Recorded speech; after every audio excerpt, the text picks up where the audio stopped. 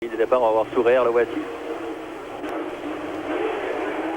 Et voilà, les deux premiers sont arrêtés sur la grille de départ. Vous le voyez, vous allez revoir en surimpression en haut, à droite ou à gauche de votre écran, le feu rouge suivi du feu vert. Voici, lorsque le feu rouge s'allumera, cela signifiera que dans les 5 ou 6 secondes qui suivront, le feu vert suivra. Tout le monde doit être en place sur la grille de départ avant que le feu rouge ne soit allumé. Voilà le feu rouge, attention au départ du 39e Grand Prix automobile de Monaco.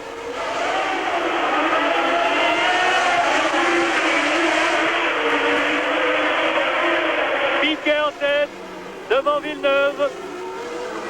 Superbe départ avec un léger blocage ici pour le peloton. Mais superbe départ de Piquet. Villeneuve, comme il le craignait, a légèrement patiné au moment du départ. Et c'est Nigel Mansell qui doit occuper la 3e place. Avec deux voitures qui se sont touchées, il doit y avoir, je crois que c'est De Cesari, c'est peut-être une Ferrari. Difficile de juger sur cette image. On fera un pointage tout à l'heure, mais à Sainte-Dévote, deux voitures se sont touchées.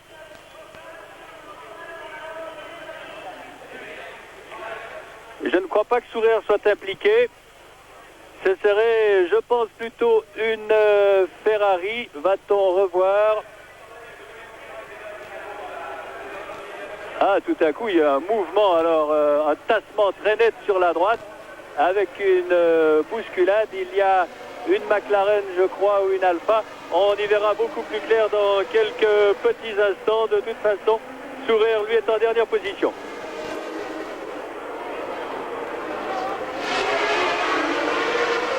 Et Villeneuve en 2e position, 3e Mansell, 4e Reutemann et 5e Jones à la fin du premier des 76 tours.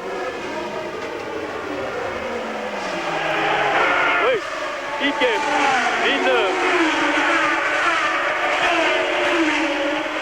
Une Lafitte 6e, suivi des deux Renault.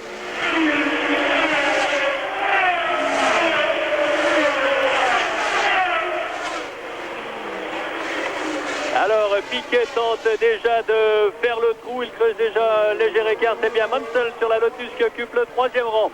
3e rang de Mansell et 4e Reutemann, 5e Jones, 6e Patrese, 7e De Angelis, 8e Lafitte, tandis qu'une voiture s'arrête à son sort. Je ne peux pas l'identifier encore. Une voiture s'est déjà arrêtée. Mais cela ne m'étonnerait pas que ce soit Sourer qui fait peut-être un rapide contrôle, car il était immédiatement derrière la légère touchette de tout à l'heure, du moment du départ. On verra lorsque la voiture repartira.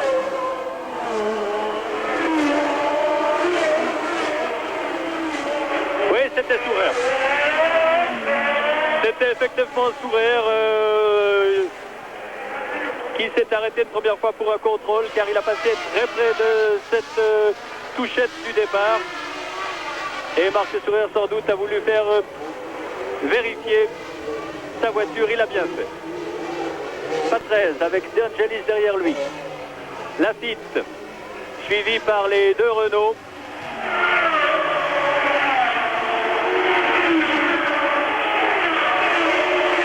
Lafitte est 8e. 9e Prost, 10e Arnoux, 11e Watson, 12e Tambay, 13e Stiller, 14e Sor, 15e Giacomelli, 12e Pironi. Alors, je crois que c'est Andretti et De Cesaris qui ont dû se toucher au moment du départ, selon toute vraisemblance, car les deux manquent à l'appel ici.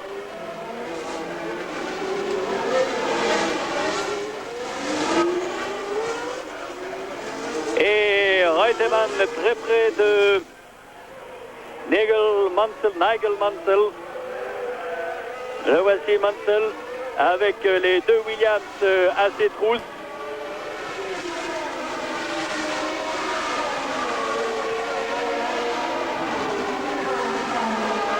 Et oui, alors les deux éliminés, effectivement, Andretti et De Cesaris.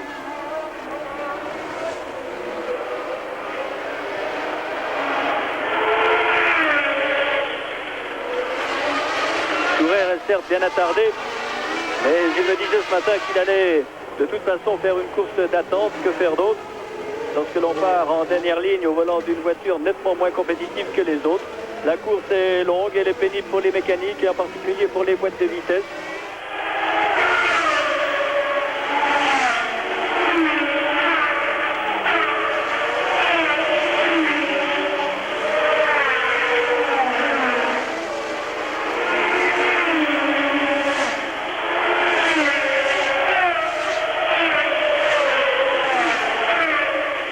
Et ce matin déjà, Patrick Tambay, par exemple, se plaignait de sa boîte de vitesse en disant que celle-ci est neuve et qu'il avait quelques difficultés à mettre la 5e vitesse. On va déblayer la piste et l'on revoit alors la touchette qui tasse l'autre. Il y a eu un carambolage et c'est assez remarquable et surprenant même que seules 2 voitures aient été impliquées. Vous voyez que Sourer, qui est le dernier, évite la roue d'une des 2 voitures qui s'est détachée.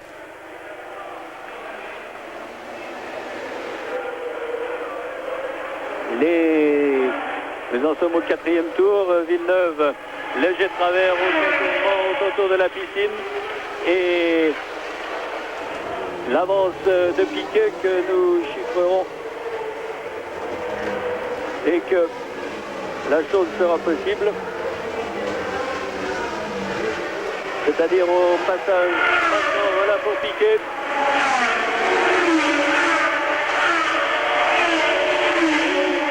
Deux secondes d'avance déjà pour Piquet sur Gilles Villeneuve.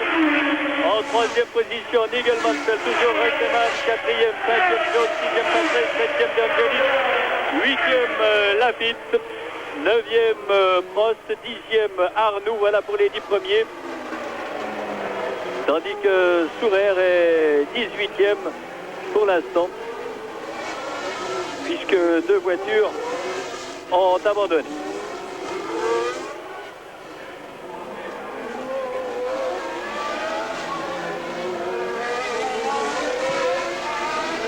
Nigel Mansell n'était pas vraiment surpris de sa position en 2e ligne sur la grille de départ, mais il appréhende tout de même beaucoup ce Grand Prix de Monaco. Il disait, si je tiens le coup, si je ne commets pas de faute tout au long des 251 km, c'est qu'il m'est difficile de promettre car je n'ai aucune expérience ici à Monaco. J'espère figurer parmi les 3 premiers. Pour l'instant, il a même tendance à se rapprocher un peu de Gilles Villeneuve. Nigel Mansell,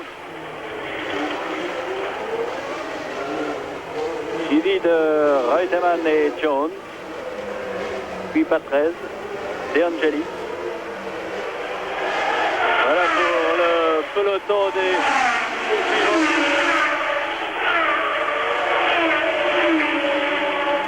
Et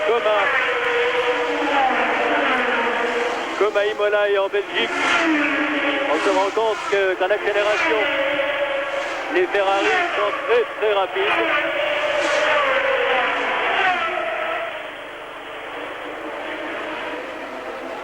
Et que la Ferrari de Pironi, elle, se trouve en 15e position. Pironi qui avait été un des principaux animateurs du Grand Prix de Monaco de l'an dernier. Il était alors au volant de la Ligier, il était parti en pole position, avait tenu la tête de la course pendant 55 tours avant de faire une faute. Mais les fautes ne pardonnent guère ici à Monaco. Il avait commis une faute à l'entrée du virage du Casino. C'est qu'il lui avait ouvert son train avant. Le passage de la chicane très spectaculaire. Il y a 20 caméras qui sont disposées tout au long du circuit ici.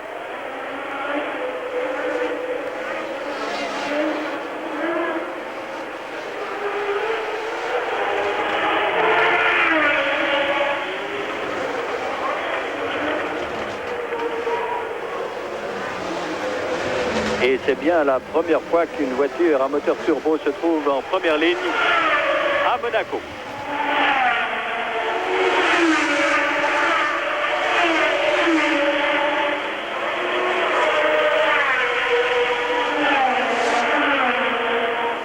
On s'observe pour l'instant dans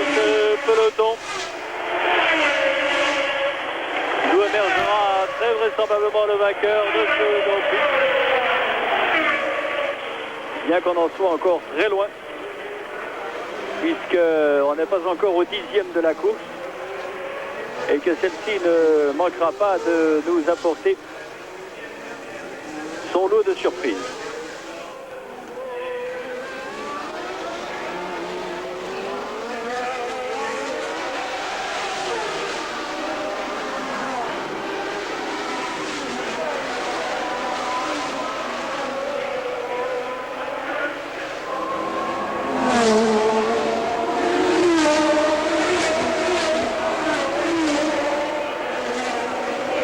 À la Mansell.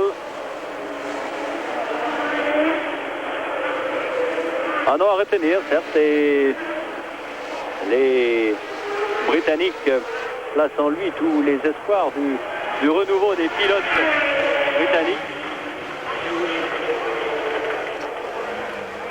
En attendant, nous disait l'un d'entre eux, le renouveau du football britannique au niveau international.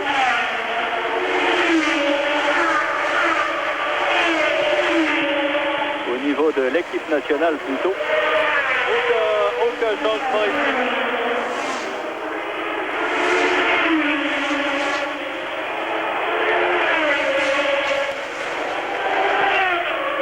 Aucun changement, seuls les écarts varient quelque peu. Mansell se montre extrêmement généreux et Reutemann ne le suit pas de trop près, tandis que Jones alors est vraiment collé au basque de Reutemann et de Williams, les deux frères ennemis, et Mario Andretti ici dans l'image, sans doute extrêmement déçu. Mario Andretti, vainqueur la semaine dernière à Indianapolis, après que le vainqueur ait été déclassé, il faut le dire, mais tout de même. Et le classement qui vous apparaît en surimpression. Les 6 premiers avec 6 secondes et 14 millièmes d'écart entre le premier et le 6e.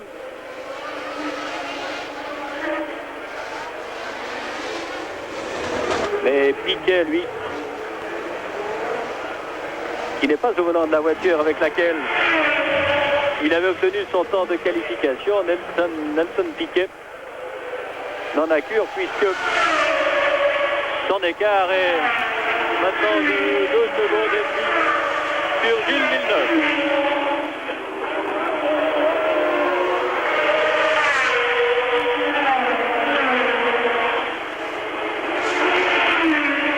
Watson est 11e. Watson qui a connu un départ pénible, tombé 12e. Stiver 14e. Sort 15e. Giacomelli, Pironi et Alboreto 17e, donc Pironi est 16e.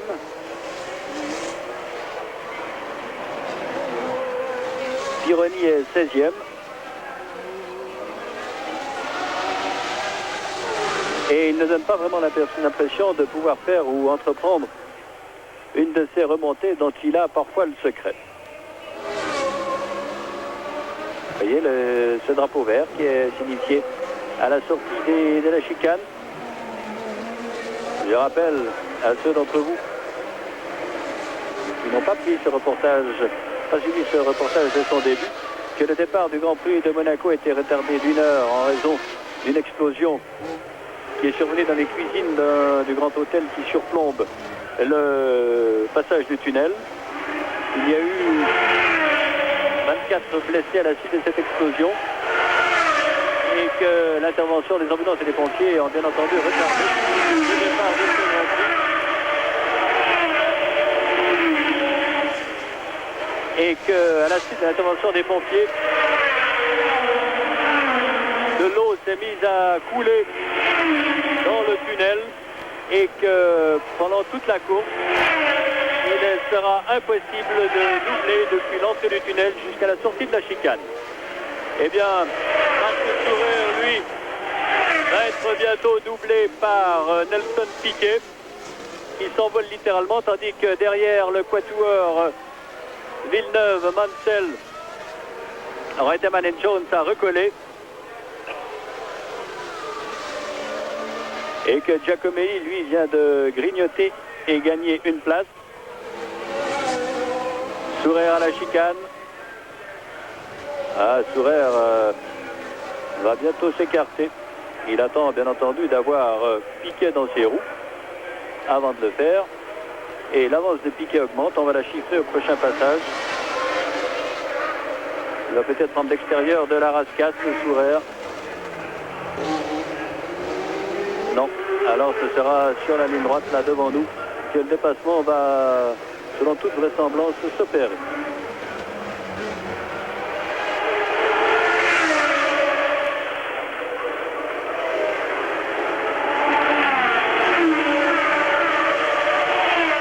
Très sportif.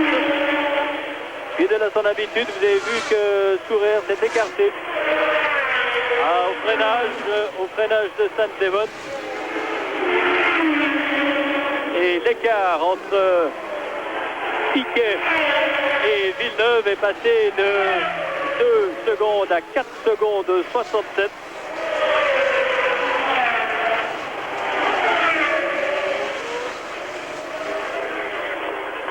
Et Villeneuve va avoir force à faire pour conserver sa place. Alors Storr ne passe plus.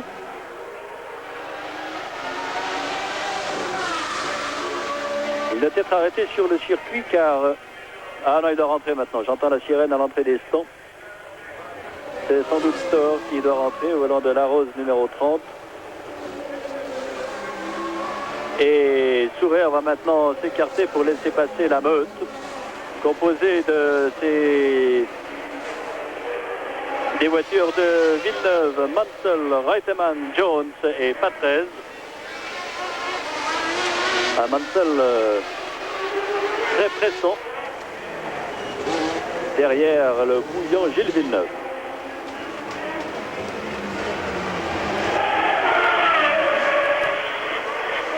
Ah, ce peloton est très serré. Il va s'y passer des choses.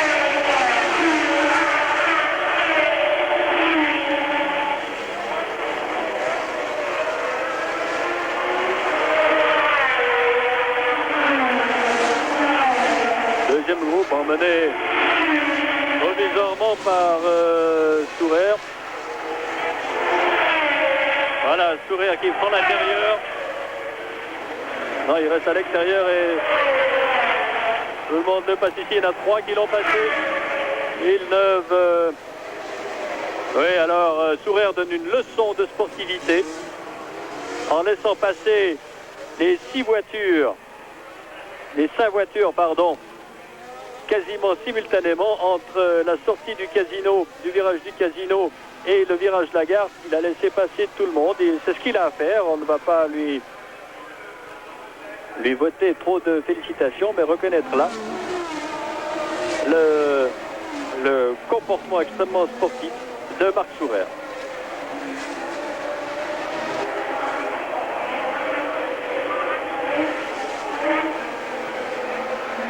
On va reprendre l'écart car il semble que celui-ci est encore augmenté.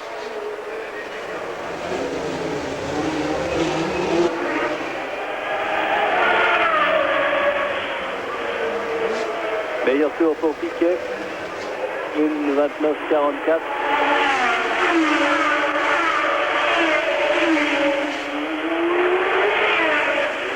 Tandis que Storr repart. Il y a maintenant 7 secondes, 7 d'avance pour Piquet. Alors qu'il semble littéralement s'envoler hors de portée des poursuivants. Le record officiel est détenu par Reutemann, vainqueur l'an dernier. Le record du tour en 1:27:42, soit à 136,393 km/h de moyenne.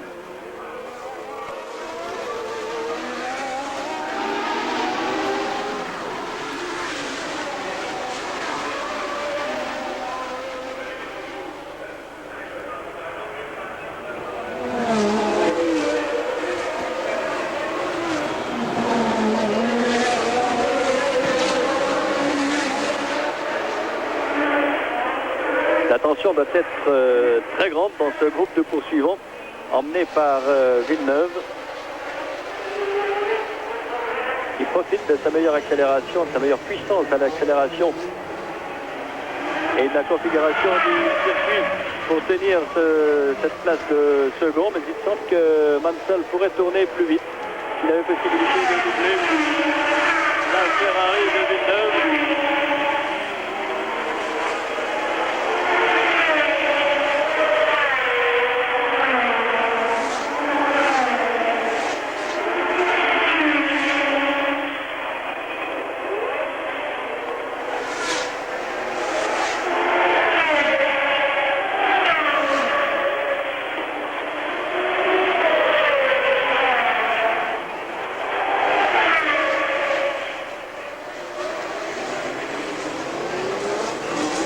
Et voilà Reutemann qui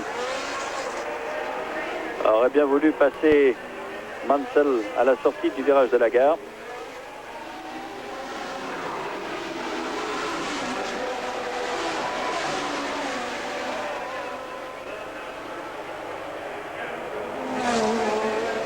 Et il y a eu, oui, un petit temps d'hésitation là dans les poursuivants de Villeneuve. Ils sont à une petite cinquantaine de mètres du Canadien.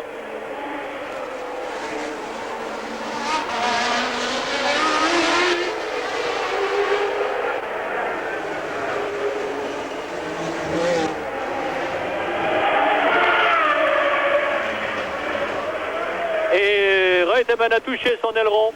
Aileron touché pour Carlos Reutemann qui va devoir s'arrêter.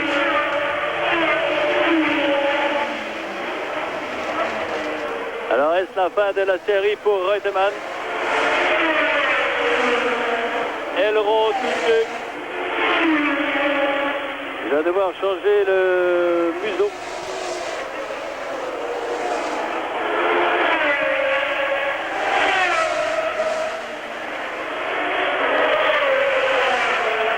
Voyons, nous allons voir si l'opération va durer longtemps.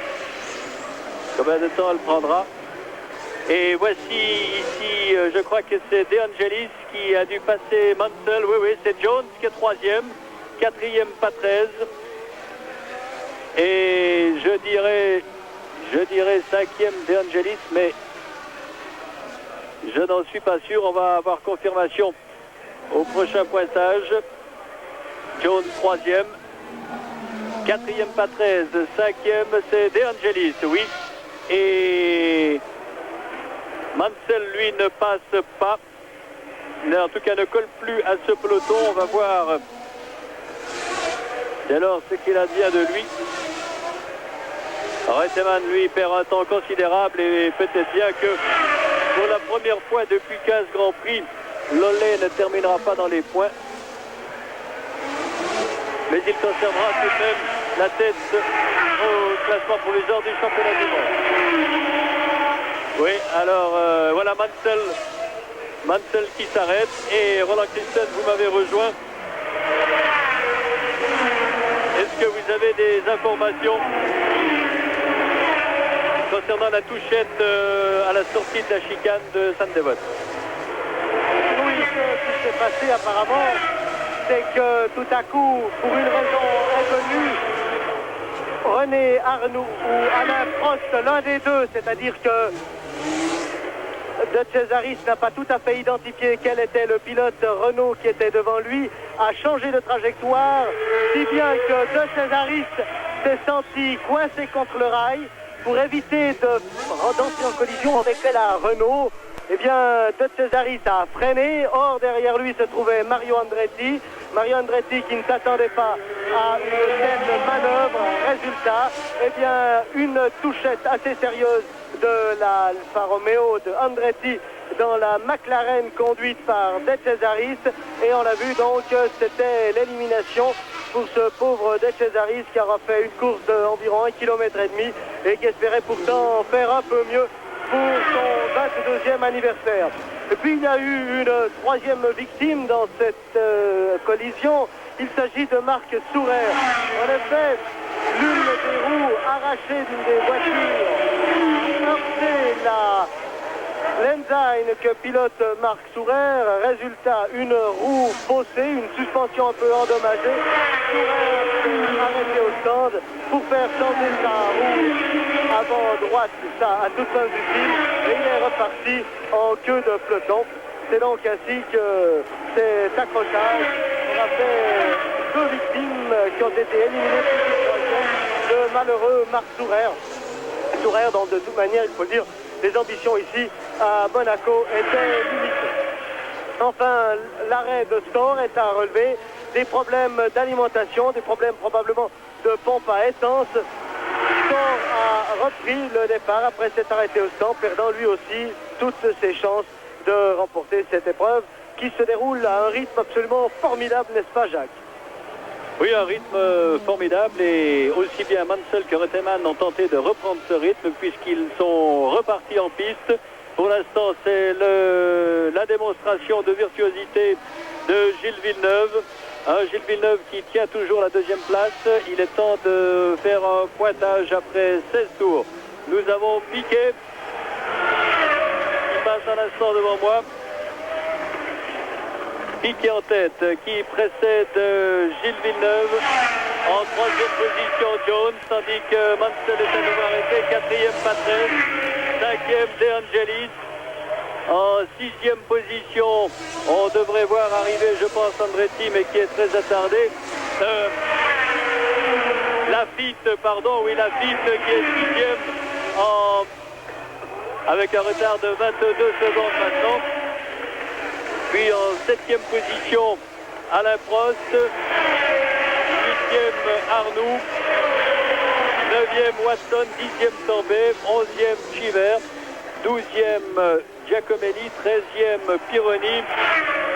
Et 14e, Alboreto. C'est 14 voitures dans le même tour. Puis plus loin,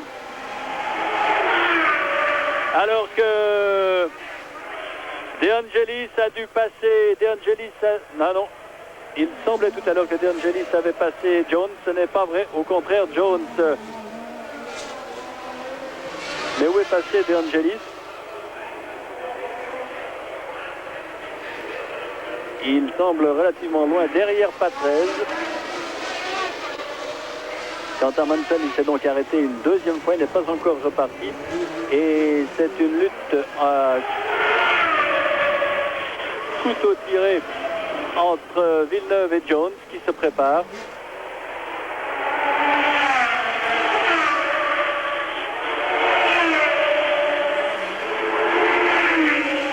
De Angelis est relativement loin, vous allez le voir poindre peut-être, voilà, vous l'avez tout au fond à Sainte-Dévote. Puis en 6e position, Lafitte. 7e, Arnoux. 8e, Prost. 9e, Watson. Et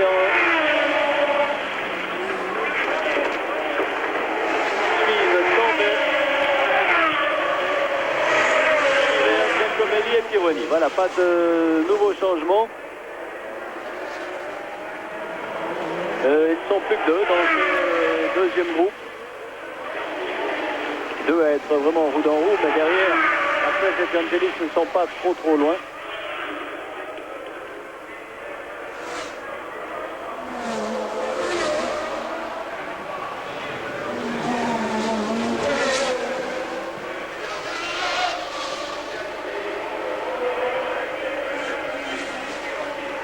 Une voiture s'arrête au stand.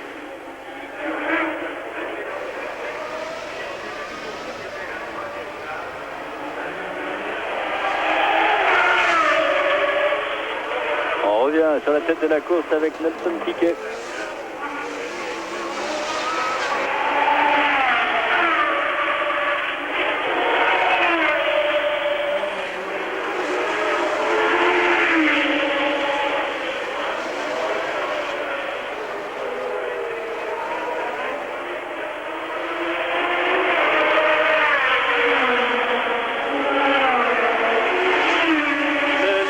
Après 19 des 76 tours de ce Grand Prix.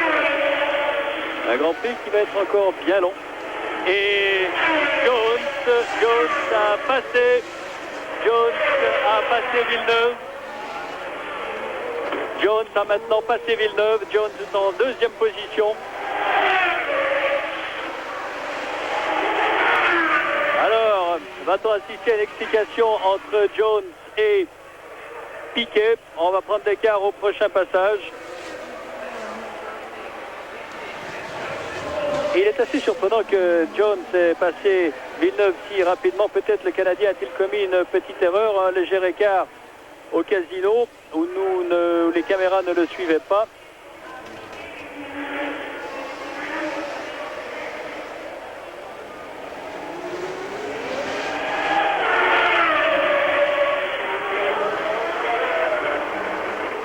Alors, voyons l'écart.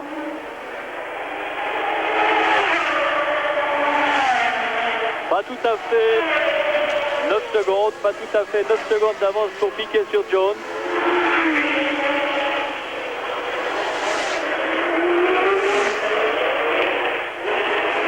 Tandis que Stoll repart avec très certainement des ennuis d'alimentation.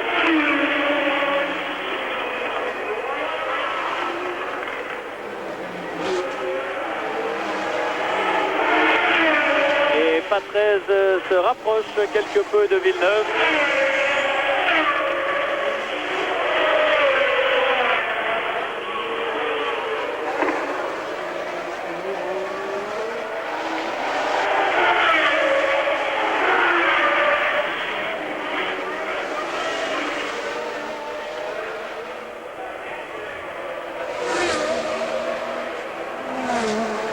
Et si Jones devait arriver dans les roues de Piquet, il y aurait une explication à coup sûr fort intéressante entre l'Australien et le Brésilien.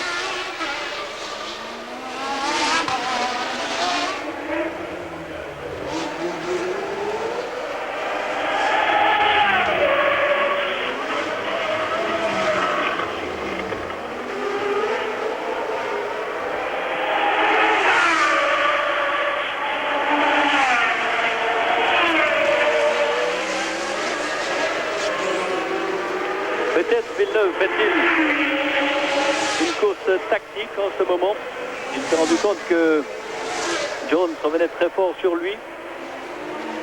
Il se dit autant qu'ils aillent s'expliquer les deux à l'avant. Bien que cela ne semble pas être vraiment dans le tempérament de Gilles.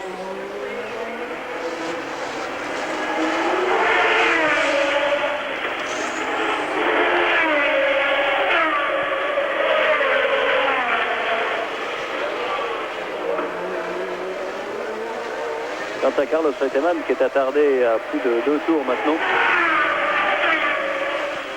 Il disait ce matin que selon lui, il n'y aurait pas tout juste 6 concurrents qui termineraient ce Grand Prix.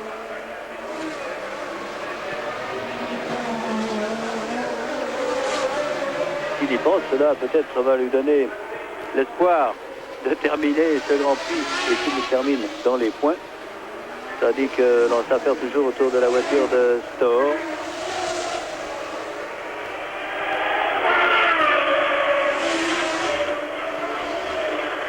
Le voici, c'est Stoll.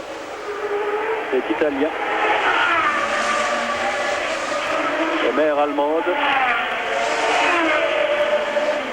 Et qui a épousé une Montreusienne.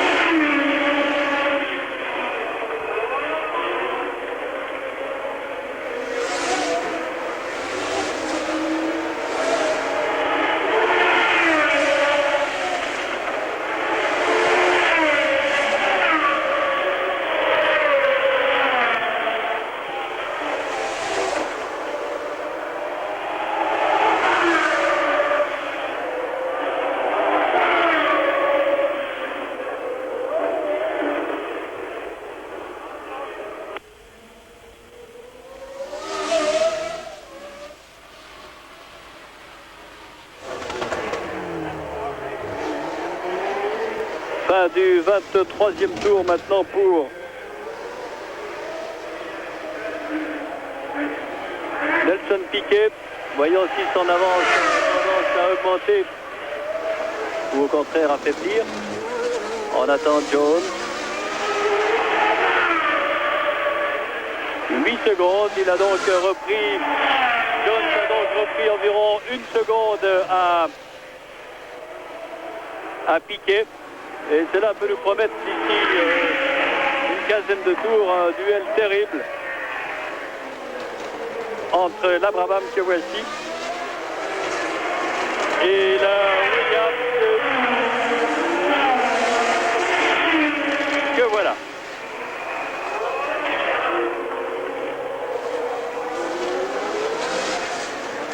Et derrière, Patrese est maintenant quasiment dans les roues de Gilles Villeneuve.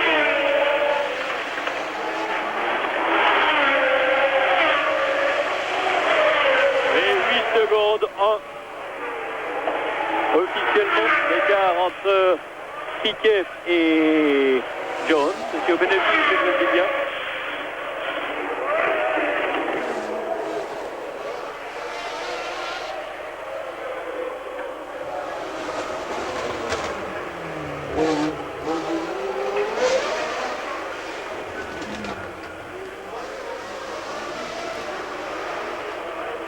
On arrive maintenant au tiers de la course.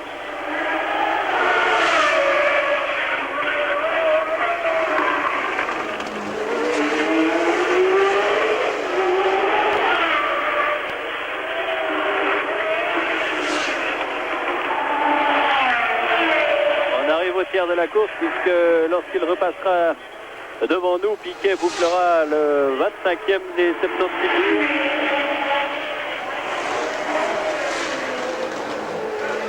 Avec Joe. Alors on ne sait pas ce qui s'est passé. Mais Villeneuve avait repris Jones, qu'il a doublé une fois encore au freinage de Mirabeau. Dommage qu'on n'ait pas vu, mais 2 fois les pilotes se sont passés. Je pense à la suite de petites erreurs de l'un puis de l'autre.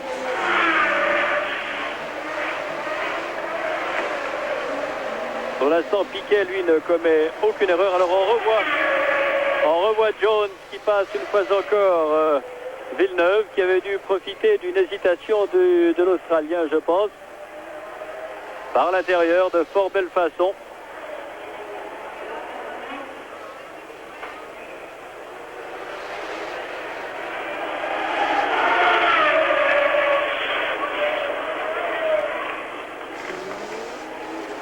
Et ici, nous suivons la sélection de Tambay, Chiver, Giacomelli, Pironi, qui vont peut-être bientôt concéder un peu au leader. Non, tout de même pas encore. Et Patrese maintenant a passé Villeneuve à son tour, ce qui fait que le classement voit toujours Piquet en tête devant Jones. Troisième position Patrese, quatrième Villeneuve, cinquième D'Angelis, sixième Lafitte, septième Arnoux, huitième Prost, neuvième Watson et dixième Tambay. Meilleur tour de Jones en 1:28.534.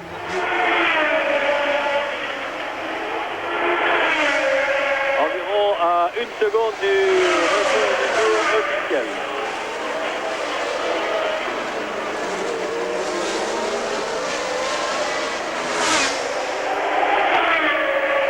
Le groupe de Chiver, Pironi qui vient de gagner 2 places. Pironi qui vient de doubler Giacomelli. Il y a Reutemann qui, le voici, Reutemann qui amorce une remontée. Reutemann qui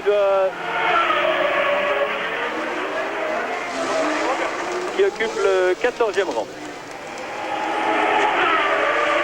Alors Reutemann va passer Pironi, je pense, assez prochainement. Pironi en but à des difficultés s'écarte. Il n'y a donc pas transgression de l'interdiction de doubler puisque c'est Pironi qui s'est écarté.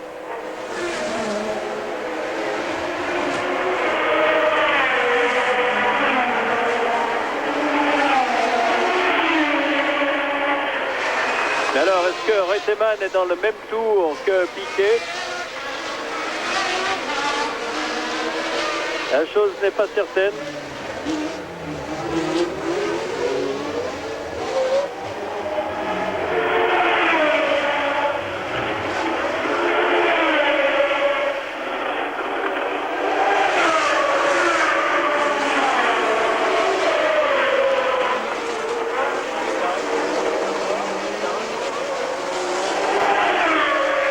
Oui, Reutemann n'est pas dans le même tour, c'est bien ce qui me semblait. C'est-à-dire que lorsqu'il aura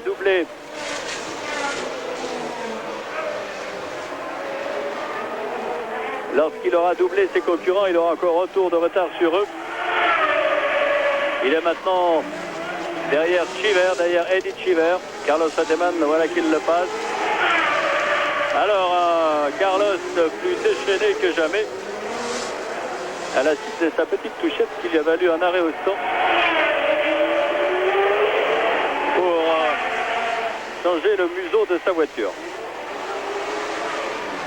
Les positions et les écarts, on constate que Jones a repris une demi-seconde à Piquet.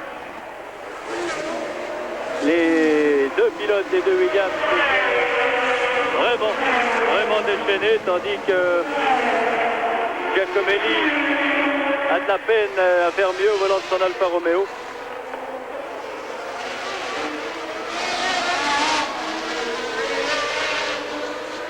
Et une Alfa Romeo qui a de la peine à être mise au point.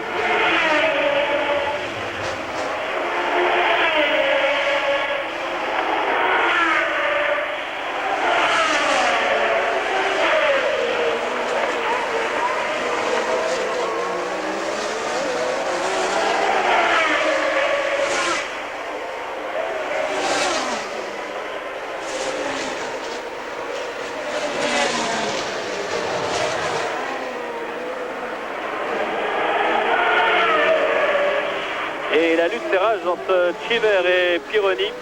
On se souvient d'un accident qu'avait provoqué Pironi alors sur Tyrrell et au détriment de Lauda alors sur Ferrari au freinage de Mirabeau il y a 2 ans lorsque Scheckter s'était imposé devant Claire Regazzoni.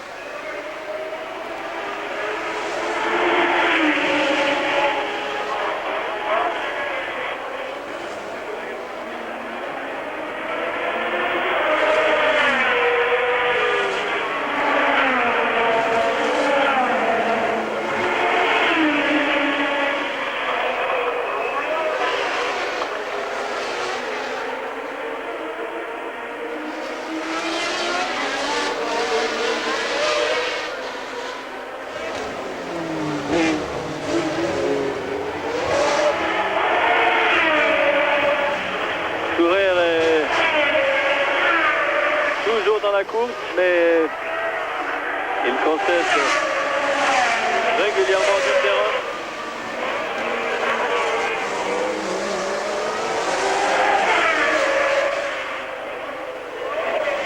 Pironi semble aller un peu mieux maintenant.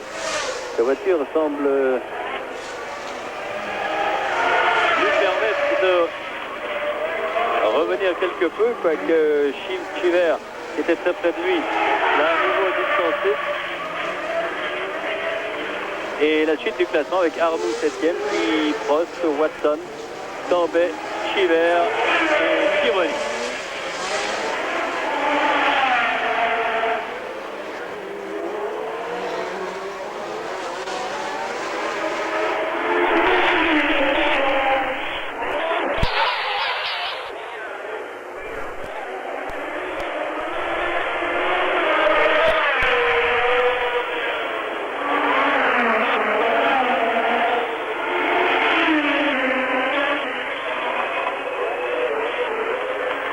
Vous voyez que ce duel Cheever-Pironi, pour l'instant, n'amène pas grand-chose, car Cheever parvient à... Ça dit comme signal que vous ne recevez plus d'images à Genève. Alors on va tâcher de vous dire ce qui se passe de retard. Alors Roland, vous avez eu fort à faire tout à l'heure à voir tous tout ce qui s'était passé au niveau des abandons. Quelles sont les nouvelles que vous nous apportez? Bon, écoute, effectivement, beaucoup d'abandons, beaucoup d'ennuis mécaniques et aussi quelques touchettes comme celle de Reutemann qui a heurté par l'arrière la Lotus de Nigel Mansell, la véritable révélation de ce début de saison. Reutemann s'est arrêté au stand pour faire changer d'abord son aileron avant et puis sa voiture est...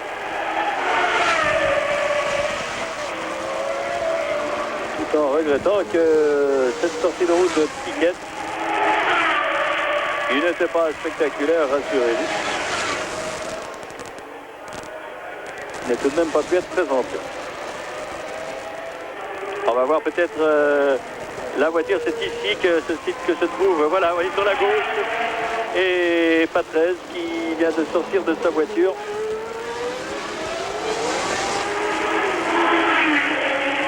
Sans doute déçu, mais c'est un peu le lot ici à Monaco.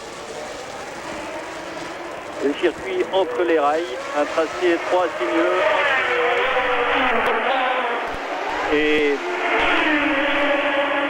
les fautes ne pardonnent pas. Reutemann qui a dû s'arrêter pour faire réparer l'avant de sa voiture,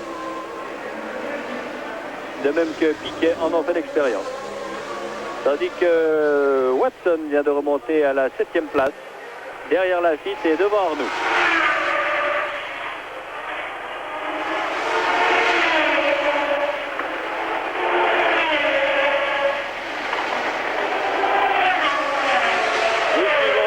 Nous suivons Alan Jones, le deuxième de l'épreuve, et on va prendre les écarts.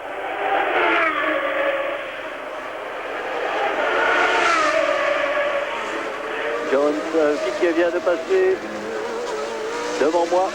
Voici un retard qui n'a pas varié, 7 secondes et demie.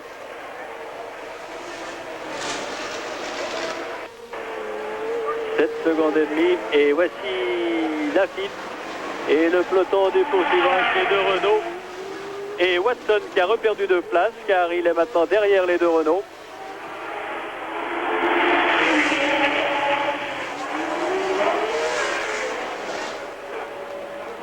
Ici Alboreto au volant de la Tyrrell numéro 4.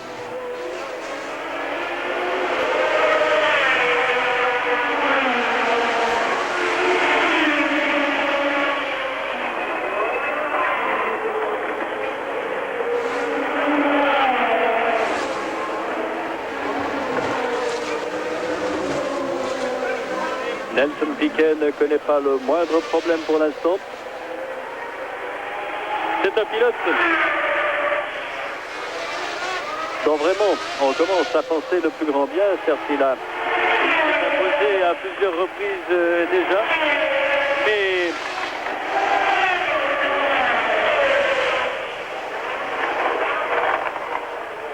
un connaisseur du sport automobile tel que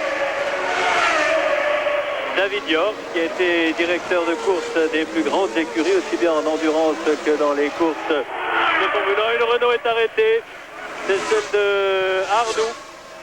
Arnoux est arrêté au virage de la gare. Abandon de René Arnoux et une voiture qui rentre dans un grand...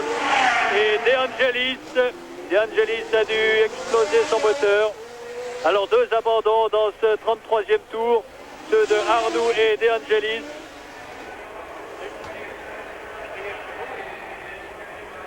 Arnoux et De Angelis, simultanément d'Angelis qui a fait une belle course. Alors en tête de course, il y a pas mal de changements, puisque en très peu de temps, nous avons eu Patrese, De Angelis et Arnoux. Et avec un observateur sur les huniers. Voici René Arnoux. L'année dernière, il avait abandonné au virage précédent. René Arnoux est maintenant, cette année, au virage de la gare.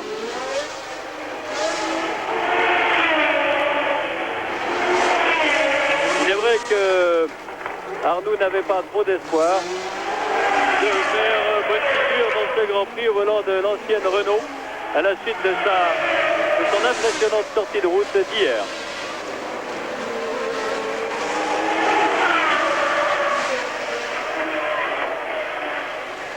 Patrick Tambay qui va doubler Sourer bientôt. Avec ici, un tête à queue de Chiver devant. Oh là là, il se sauve vite, Chiver, il a raison, mais c'est lui qui fermait la porte à Pironi. Il est donc puni, demande qu'on le pousse, Eddie Chiver.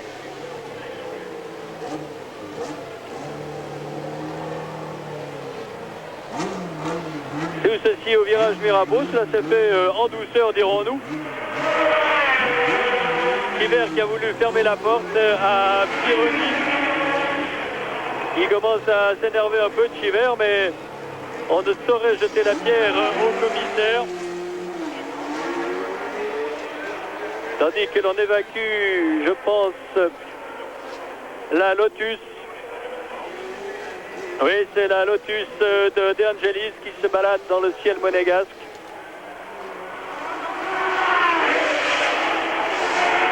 Et l'on retire ici la Renault de René Arnoux.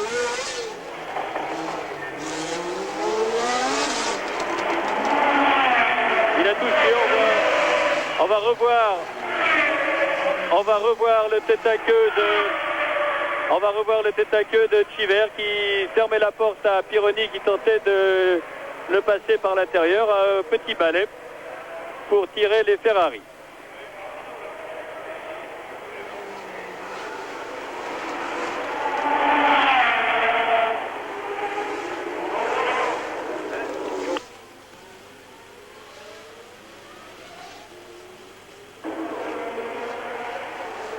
Et Chiver qui a connu pas mal d'inquiétudes et qui a dû attendre pas mal de temps avant de pouvoir repartir.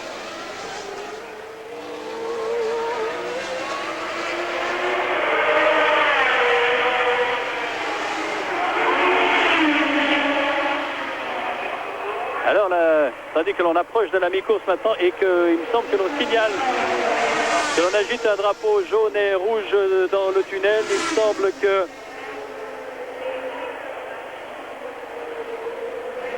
la piste a tendance à légèrement se détériorer dans le tunnel à l'endroit où l'eau coule. Ce qui est vraiment paradoxal par une journée aussi éclatante de soleil. Et Reutemann s'arrête une nouvelle fois. Attention pour... il va sortir de sa voiture cette fois, Reutemann. Alors pour la première fois depuis le Grand Prix de Long Beach en 1980, Carlos Reutemann ne termine pas un Grand Prix. Non, nous montre Jones, mais c'est faux. C'est Reutemann. La surimpression est fausse. Pour la première fois, Carlos Reutemann ne termine pas un Grand Prix. Il en restera donc à son chiffre de 15 Grands Prix terminés successivement dans les points. Sa remontée aurait été vaine.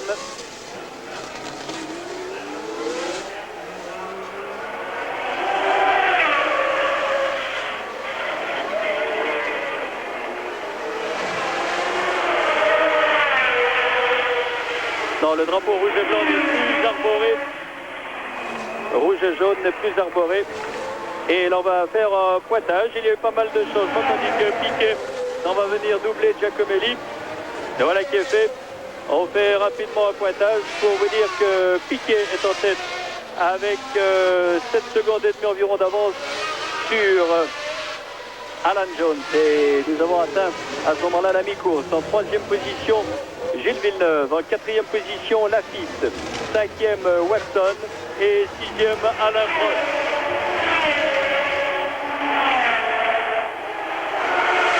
Voilà pour les positions. On voit Pironi qui va bientôt concéder un tour à Piquet.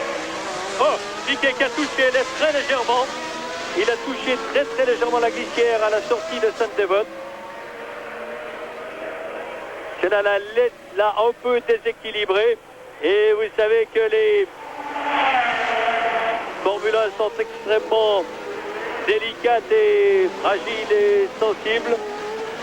Je ne crois pas que le système de direction et de suspension de Piquet ait subi un quelconque dommage à la suite de cet effleurement de la glissière. Mais tout de même, il ne faudrait pas que Piquet le répète trop souvent.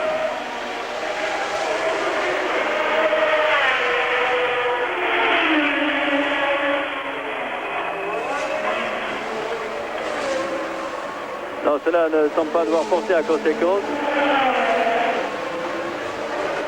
Alan Jones, lui, est à l'affût, de toute façon prêt à profiter d'une défaillance de son leader. Et Jones s'est bien rapproché. Il s'est effectivement... Oui, Jones se rapproche très nettement de Piquet. Et cela n'est pas le seul fait de cette légère touchette. Très très légère touchette. On va prendre des écarts.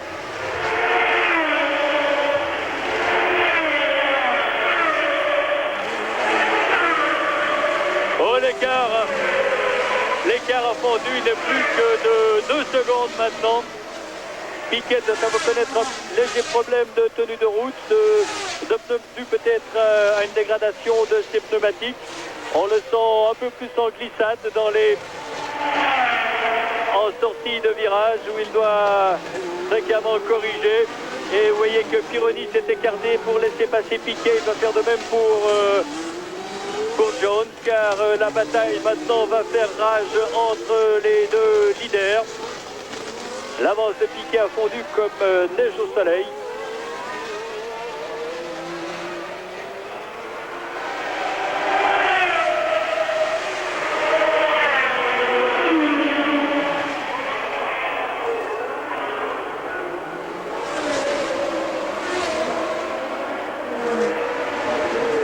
Et le retour de Jones est un peu facilité par le fait que Piquet doit attendre avant de pouvoir doubler Tambay.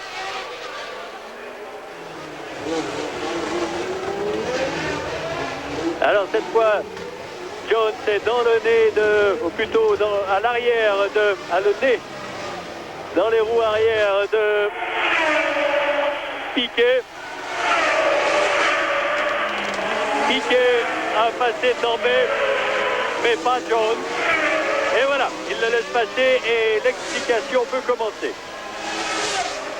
L'explication peut commencer entre Piquet, Jones. En troisième position, Villeneuve est bien attardé. Enfin, bien attardé, c'est très relatif. Mais Villeneuve, lui aussi, profite de cette défaillance pour l'instant inexpliquée de Piquet. J'opterais pour ma part pour un problème de pneumatique. Vous voyez, en sortie de virage, que Piquet connaît quelques problèmes.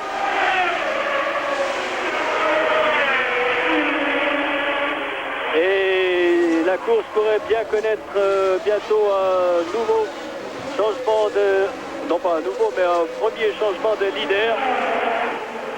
Et ceci peut-être même avant que les deux leaders, que Piquet et Jones, aient passé doublé pour la deuxième fois Marc Sourer, qui se trouve une centaine de mètres à peine devant eux.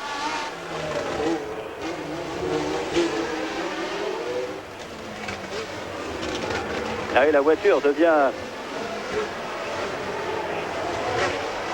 survireuse, la voiture de Piquet, mais son moteur reste extrêmement robuste puisque en accélération, Piquet reprend quelques distances à Jones. Ce sera plutôt en virage que voilà Sourer qui laisse passer les deux leaders.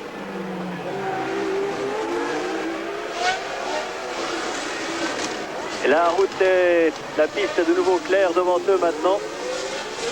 Tandis que la Ferrari qui se trouve là n'est pas celle de Villeneuve, comme on pourrait le supposer. Mais attention, il s'agit bien de celle de Pironi qui est attardée.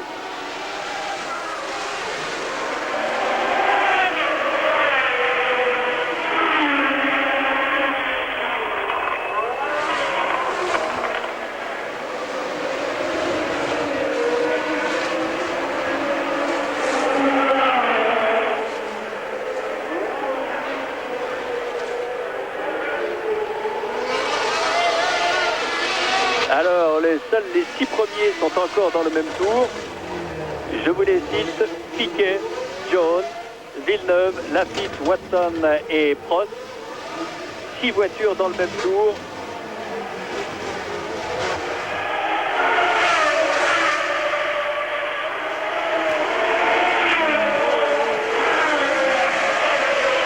Tandis que nous sommes au 41e des 76 tours que comporte ce 39e Grand Prix de Monaco.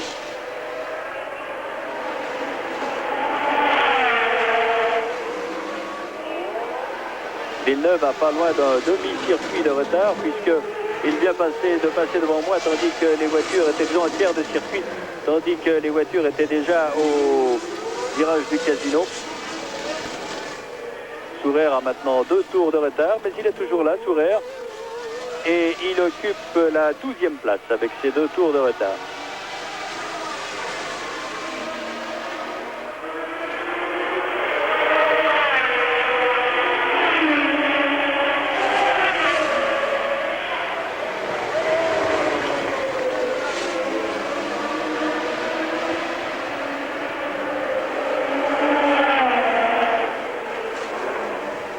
Il y a 15 jours, à Zolder, Piquet, en tentant de doubler Jones, avait quitté la route. Il avait par la suite violemment accusé Jones de l'avoir tout simplement sorti.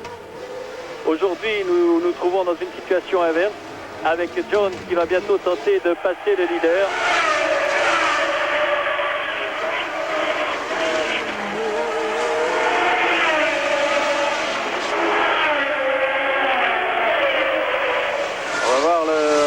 Que concède Villeneuve lorsqu'il passera devant nous, déjà 15 secondes. Voilà, 21 secondes de retard pour Gilles Villeneuve. En 4e position, Laffite arrive maintenant. Non, pas encore, mais cela ne va pas tarder.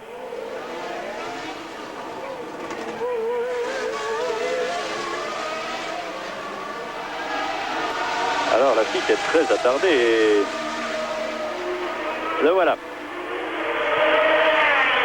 52 secondes de retard pour Laffite et 55 pour Watson. Il y aura peut-être une lutte pour la 4e place entre Laffite et Watson, tandis que le 6e Alain Prost alors est encore plus loin. Il se présente maintenant, Prost, avec 1 minute et 7 secondes de retard.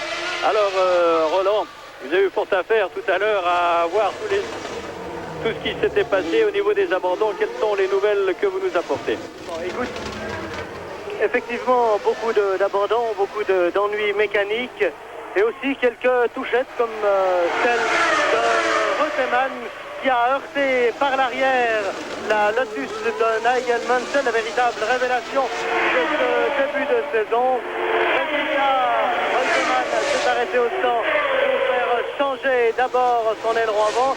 Et puis sa voiture est devenue, semble-t-il, inconduisible parce que sa suspension a été endommagée. Et je peux vous dire qu'à l'heure actuelle, attention, une tentative là de Jones, non, il n'y est pas arrivé dans la descente de Mirabeau. Je peux vous dire qu'en ce moment, dans les stands de Williams, on se montre extrêmement nerveux.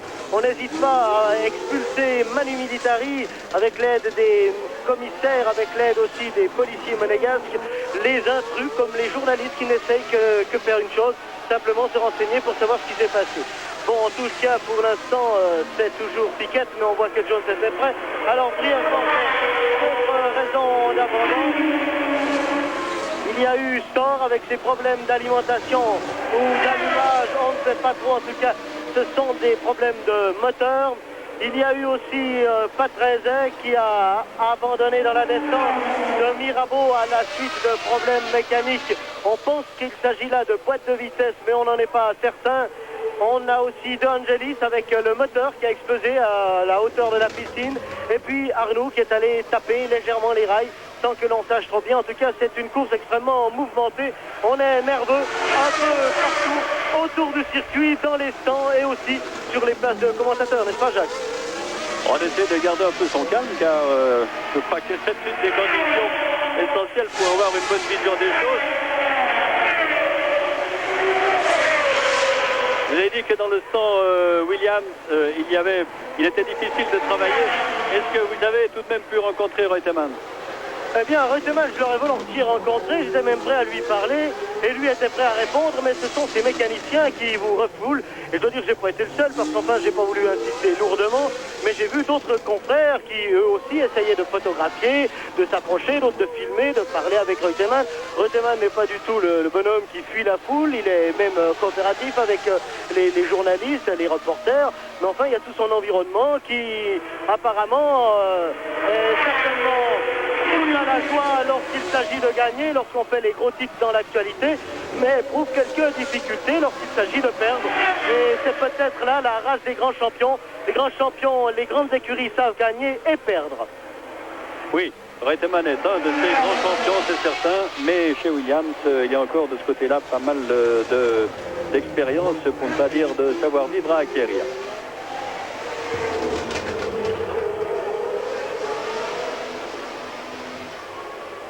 Alors on vous rappelle le classement après 44 des 78 tours. Et Jones qui attaque.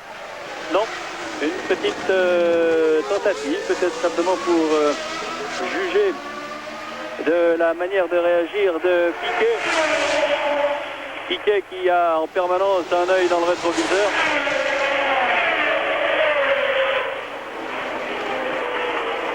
Attention, un des endroits où il est possible de doubler encore. Non, il ne le laisse pas prendre l'intérieur. La lutte va être très spectaculaire certainement entre les deux leaders, entre Piquet et Jones.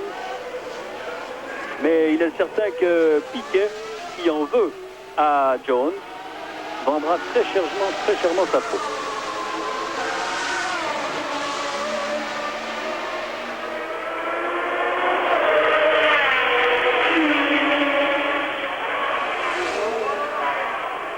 Je demanderai simplement au studio à Genève de me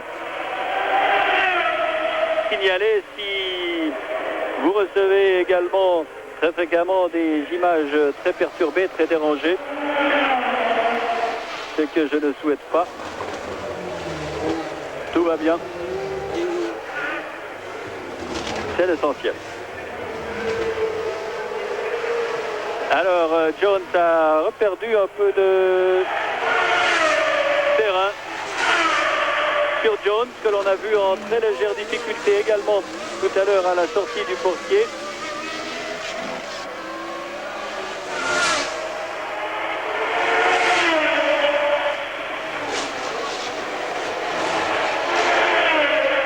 Jones qui a reperdu à peu près, oh, pas tout à fait 2 secondes, mais pas très loin.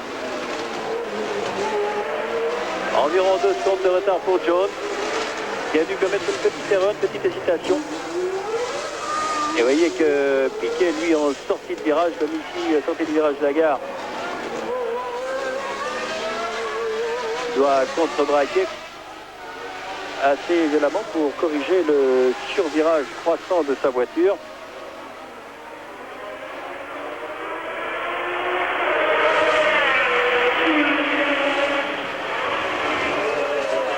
Et Jones revient petit à petit, assez sûrement. Il a refait déjà presque tout son retard, c'est dire que s'il y avait possibilité de doubler, il y parviendrait assez aisément.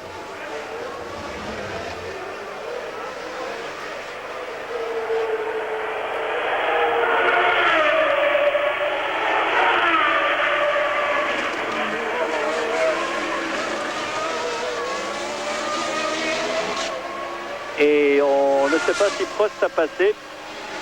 La chose n'est pas sûre. Prost est toujours signalé en 6e position, mais dans ce tableau avec un retard de 2 tours environ. En effet, les voitures sont dans leur 48e tour maintenant. Et Jones est quasiment dans les roues de Piquet. Donc, situation inchangée. Et écart variable, avec Piquet en tête devant Jones, 3e Villeneuve, 4e Lafitte, 5e Watson et 6e.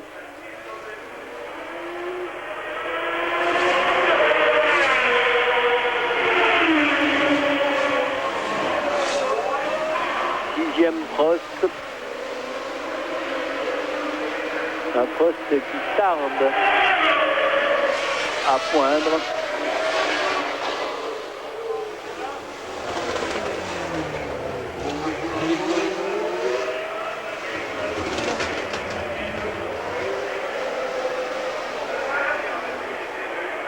Non, Prost ne passe plus.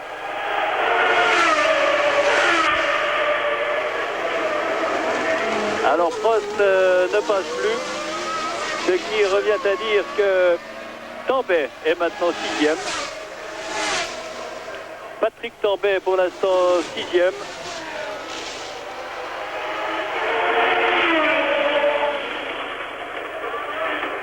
Les deux Renault contraintes à l'abandon.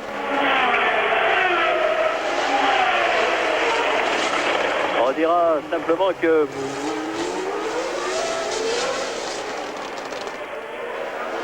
ah non, ce n'est pas Tambay car Pironi, dans sa remontée fabuleuse, avait entre-temps passé Tambay, de même que Alboreto. Alors nous avons 6e Pironi, 7e Alboreto, 8e Tambay, 9e Giacomelli, 10e Chiver et 11e Tourelle. Voilà pour les modifications au classement. En tête, pas de changement notoire. Toujours cette course-poursuite entre Piquet et Jones. Mais 5 voitures seulement sont encore dans le même tour. Jones harcèle Piquet, quoique un peu plus à distance que tout à l'heure.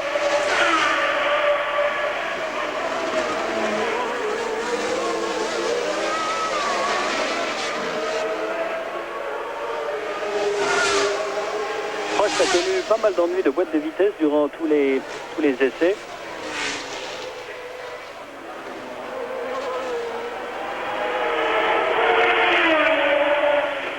Et chez Renault, on nous disait ce matin que si deux défaillances de boîte de vitesse avaient été expliquées, la troisième ne pouvait guère se corriger ici et que l'on avait demandé aux pilotes de passer les vitesses avec un peu plus de douceur, dirons-nous, que d'habitude. Mais avec 2200 changements de vitesse en un peu moins de 2 heures, on comprend que les boîtes souffrent, tandis que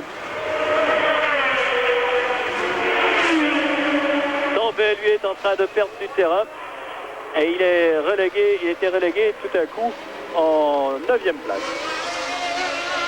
En 2 tours, il a passé de la 7e à la 9e place.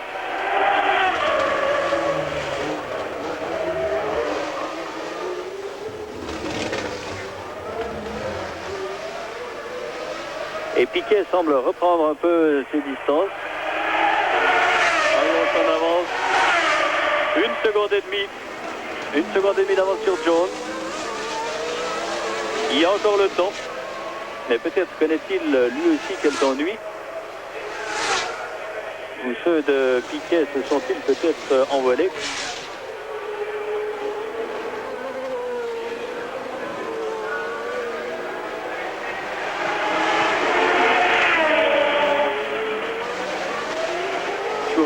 Mène une course vaillante, sans plus dirons-nous. Et que peut-il faire de plus? Villeneuve est 3e à une trentaine de secondes maintenant.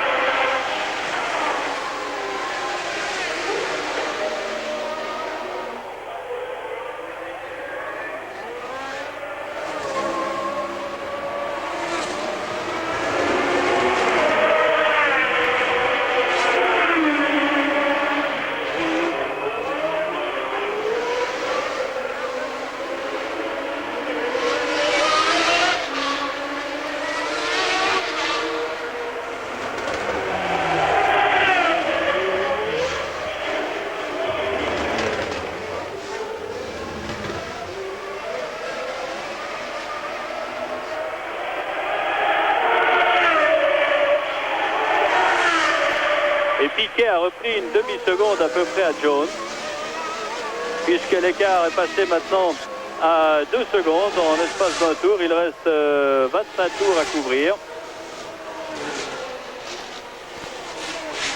C'est-à-dire que nous terminerons cette retransmission tout juste pour l'émission d'actualité sportive.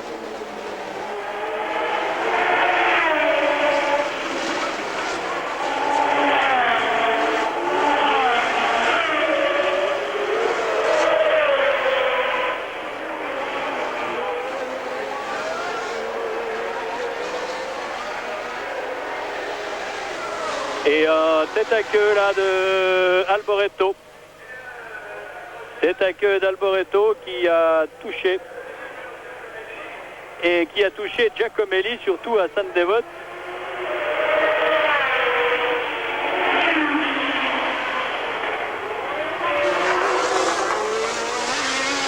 Touchette à la sortie de Sainte-Dévote entre Alboreto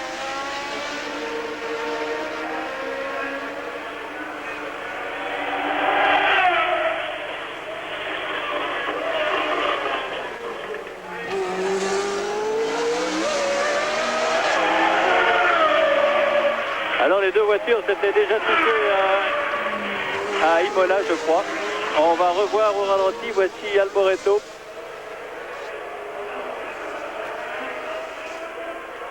Qui part en tête à queue, vous le voyez. Et alors Giacomelli doit lui le percuter, oui. Oh là!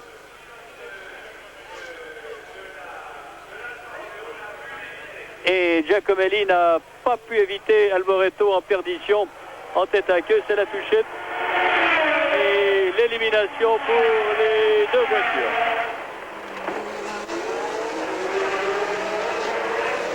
Touchette sans mal, voilà qui nous amène un nouveau changement au classement et qui tente à confirmer la prédiction assez pessimiste de Reutemann. Vous voyez l'Alfa Romeo de Giacomelli. Il convient ici, une fois encore, et comme chaque année, de saluer l'efficacité des commissaires, des 550 commissaires qui sont ici, tandis que l'on revoit le tête à queue d'Alboreto. Et Giacomelli, qui ne peut l'éviter. Il convient donc de saluer l'efficacité des 550 commissaires, parmi lesquels quelques Suisses romans que nous avons vus tout au long de ce circuit lors des séances d'essai.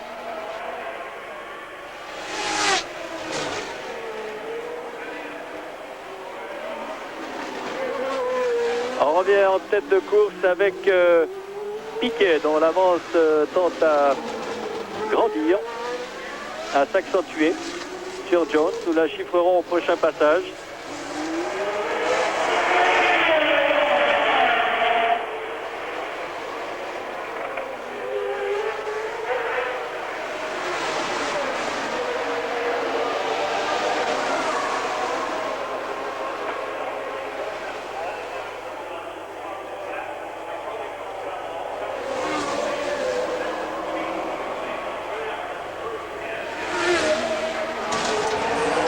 Une sortie de Piquet.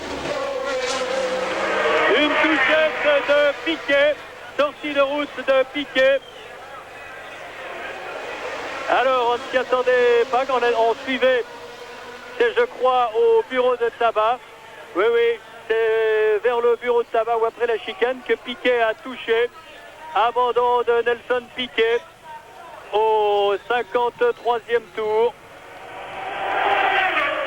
Alors sans doute une grande déception pour le pilote brésilien. Mais c'est aussi ça Monaco. Il faut tenir 76 tours. Et Jones prend ainsi le commandement de la course devant Villeneuve.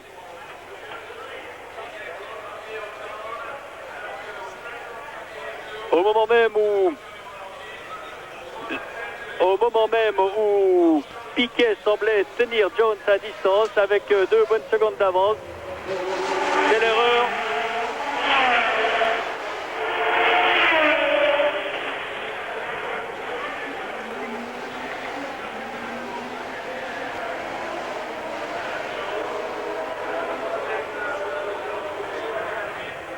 L'erreur fatale à Piquet.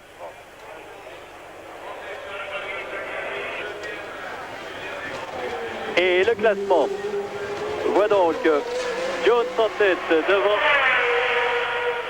devant Gilles Villeneuve, deuxième. Troisième, Lafitte.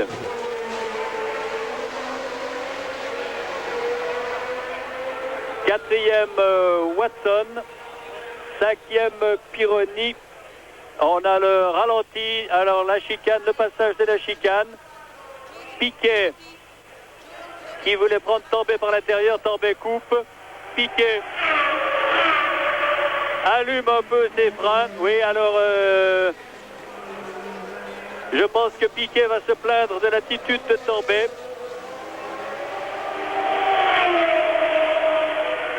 Il est très difficile de trancher. On aimerait revoir encore une fois. Il est très difficile de trancher. Voilà qui est fait. Voyez Tambay à gauche de votre écran avec Cheever qui passe. Tambay. Mais Tambay est obligé de se rabattre pour négocier le virage. Il ferme la route à Piquet qui allume un tout petit peu ses freins et part tout droit.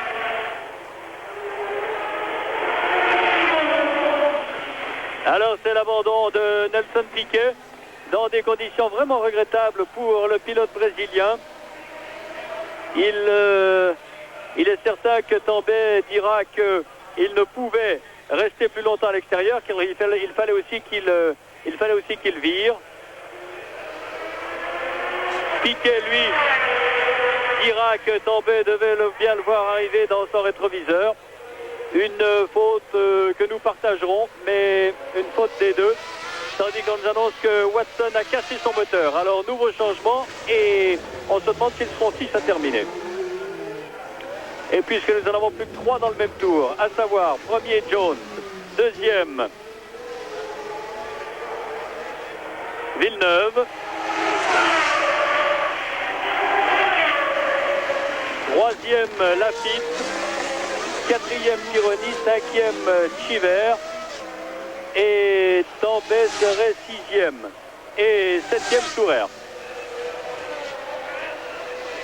Alors c'est ce qu'on disait, je vois là-bas Giacomelli qui rentre à pied. C'est un peu ce que l'on disait avec Sourer ce matin. Si tu finis, tu marques des points.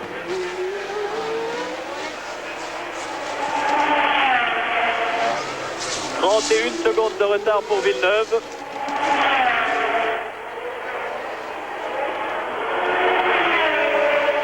Pironi est à un tour. Et Lafitte, on va voir où se trouve Lafitte.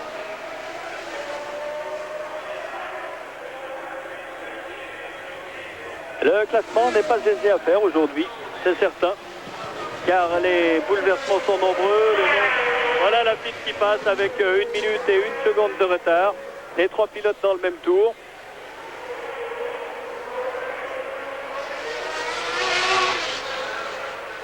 Alors, nous avons confirmation de notre classement. Jones, Villeneuve, Lafitte. À un tour, Pironi. À 2 tours, Cheever et Tambay. Et Sourer qui est maintenant 7e. Ceci à 20 tours de la fin. Après l'éclatement du moteur de Watson. Alors en principe les positions semblent bien acquises. Et Jones peut envisager de tourner un peu moins rapidement, même en perdant 1 seconde par tour. Si tout va bien, il conserverait sa victoire.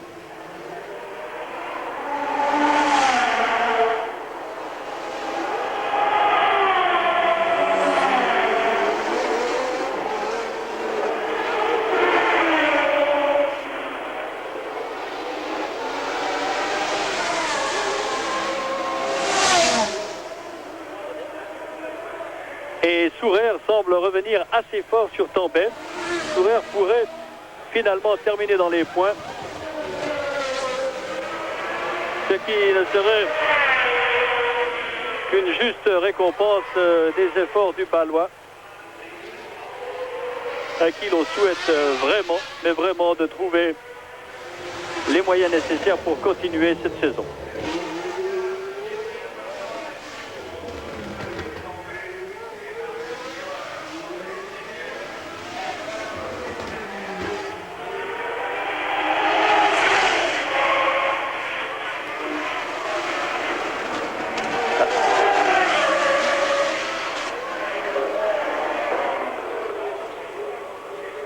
Alors on va chiffrer l'écart entre Tambay et Sourer lorsque Tambay passera devant nous.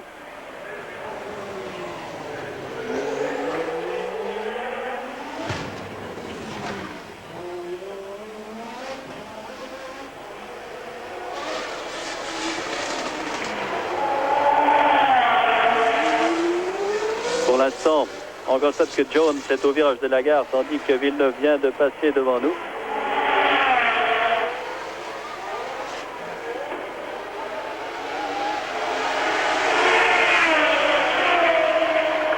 Et Tambay vient d'être passé par Sourer. Et Marc Sourer est 6e. Marc Sourer 6e. La dernière fois qu'un Suisse avait marqué des points à Monaco, c'était Regazzoni il y a 2 ans lorsqu'il avait terminé deuxième, oui. Alors Sourer 6e.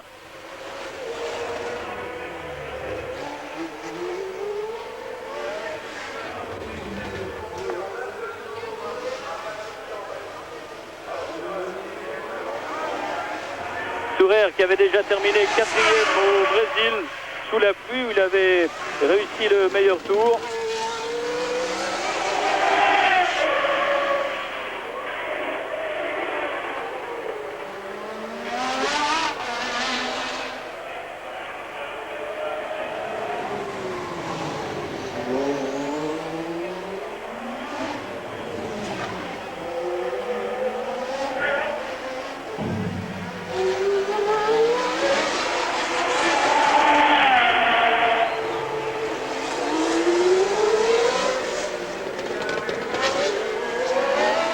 Pour Alan Jones, ce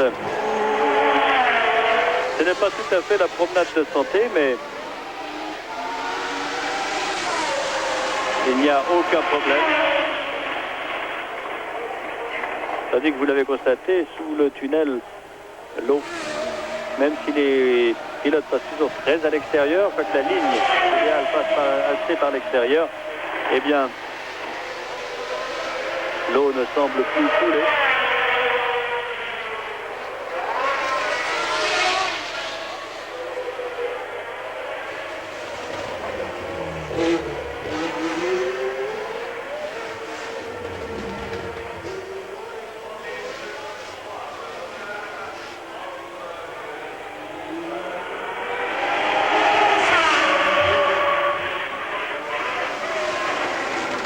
Alors ils sont encore 7 en course et 6 d'aventure.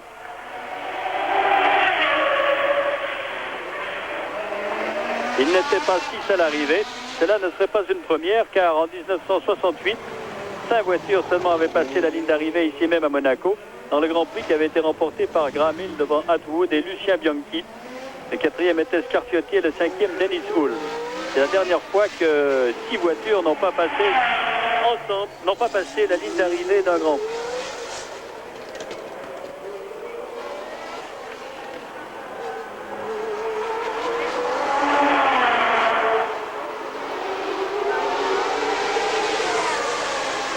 Et si Jones devait l'emporter, sa situation au championnat du monde s'en trouverait un peu confortée puisqu'il passerait de 18 à 27 points. Il ne serait plus qu'à 7 points de Reutemann et là il y aurait à nouveau une situation, un dilemme quasiment cornélien pour Frank Williams et qui consisterait à savoir et à dire lequel des deux pilotes doit être considéré comme le favori, le premier des pilotes. Comme Jones et Reutemann ne s'adressent la parole que lorsque cela est vraiment nécessaire, en doute qu'ils puissent résoudre le problème par eux-mêmes. Vous voyez que Jones alors prend beaucoup plus, vire beaucoup plus lentement. Maintenant, il assure.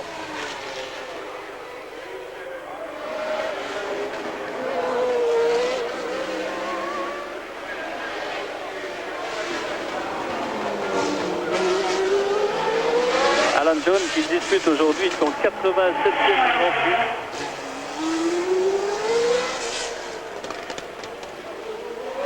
Un Alan Jones qui a connu des fortunes très diverses cette saison. Lui qui est champion du monde en titre, je vous le rappelle. Il s'est imposé presque facilement à Long Beach. Il a terminé deuxième au Brésil derrière Reutemann. Puis quatrième en Argentine, 12e à Saint-Marin, à Imola où rien n'allait. Et était victime d'une assez violente sortie de route en Belgique il y a 15 jours.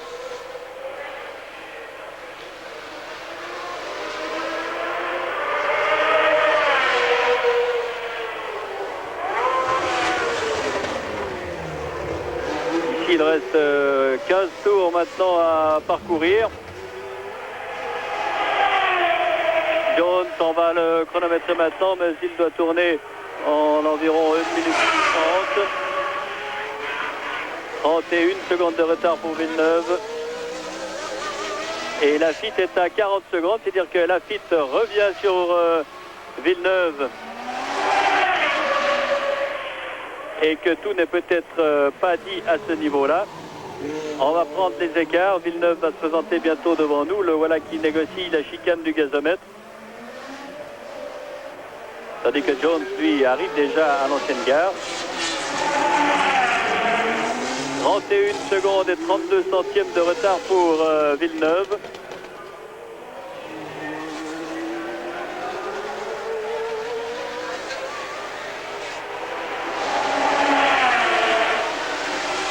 Non, alors la surimpression de tout à l'heure était fausse car Laffite est...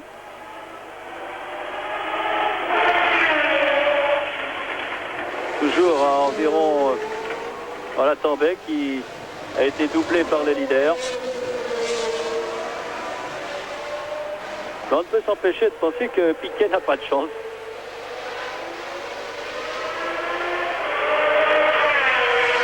Une minute 13 de retard pour Laffite.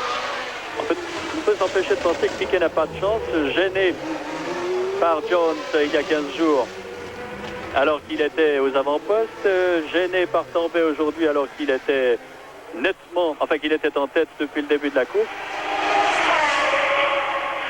Et effectivement, Jones tourne en 1,33.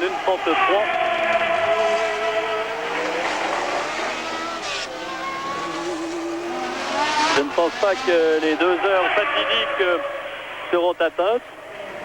2 heures fatidiques, car vous savez que 2 heures après son départ, un Grand Prix est automatiquement arrêté, quelle que soit la distance parcourue.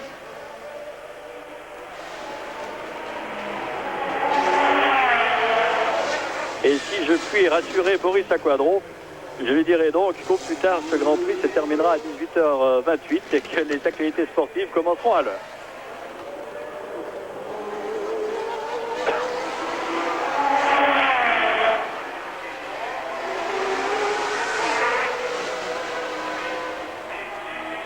Alors la suite du classement.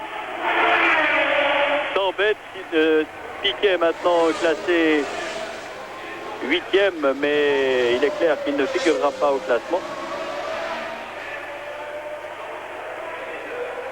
De ce Grand Prix de Monaco, faux en rebondissement. Peut-être aurons-nous encore tout à l'heure quelques échos des réactions d'humeur que ne doit pas manquer d'avoir Nelson Piquet.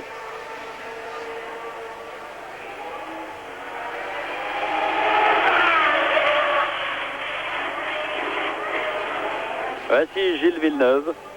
Il court un peu chez lui car il habite Monaco. C'est même que Reutemann était venu en voisin, lui qui habite à Saint-Jean-Cap-Ferrat.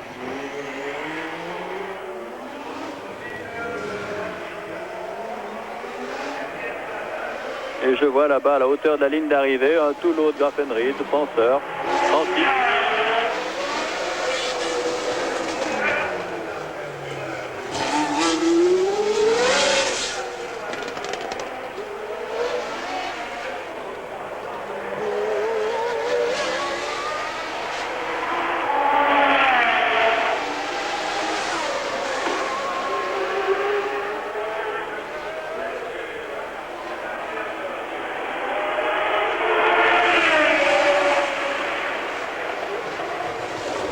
Encore 11 tours.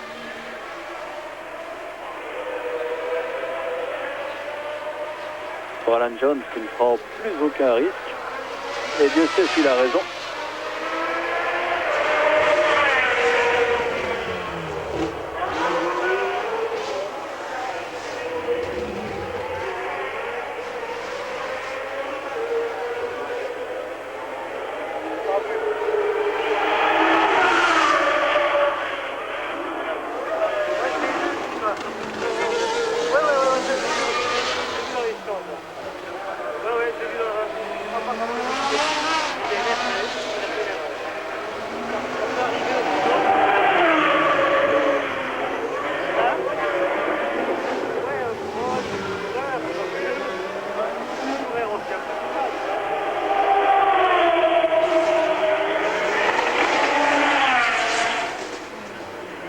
Alors à 10 tours de la fin, Roland Christen, vous nous rejoignez une fois encore, vous arrivez des stands et je crois que les humeurs sont différentes suivant que l'on passe du stand de Brabham par exemple à celui de Ensign, de la petite équipe Fauché. Tout à fait différent parce que chez Brabham on fait plutôt grise mine, on se demande ce qui a bien pu se passer, on a longuement regardé sur les petits écrans de télévision installés dans le stand comment l'erreur de Piquet pouvait s'expliquer. On estime qu'il y a peut-être eu un sous-virage excessif, peut-être que Piquet est arrivé trop vite dans cette course, peut-être qu'il a été gêné par Chiver à Estambay. En tout cas, il n'est pas exclu non plus, et c'est l'hypothèse la plus souvent avancée, que quelque peu angoissé par la pression de Jones, eh bien Piquet a tout simplement commis une erreur d'estimation. Ça peut arriver au plus grand pilote. Oui, car on a aussi nettement vu Piquet qui allumait ses roues juste avant de partir tout droit dans la glissière. Oui, c'est pour ça qu'on se dit que probablement il est arrivé trop vite, il a freiné, et on se rappelle qu'il y a de ça une quinzaine d'années, enfin on n'est pas si vieux, il y avait eu un accident assez étrange qui était arrivé dans le dernier tour, dans le fameux virage du gazomètre. La configuration du circuit était différente, à l'époque c'était en 1970, je m'en souviens maintenant. Eh bien, Jacques Brabham s'était fait doubler dans le dernier tour par Jochen Rindt. Brabham était arrivé trop vite, il avait bloqué ses roues à l'avant et Jochen Rindt en avait profité pour passer. Eh bien, c'est un peu la répétition, 11 ans après, de cet incident qui était survenu donc en 1970. Chez McLaren, on n'est pas tellement heureux non plus, puisque Watson a dû abandonner sur moteur explosé. Chez Renault, il n'y a pas de raison non plus d'être tout sourire, puisque d'une part, eh bien, Arnoux a eu des problèmes au départ. Il a heurté le rail à Mirabeau après avoir été coincé par un autre pilote.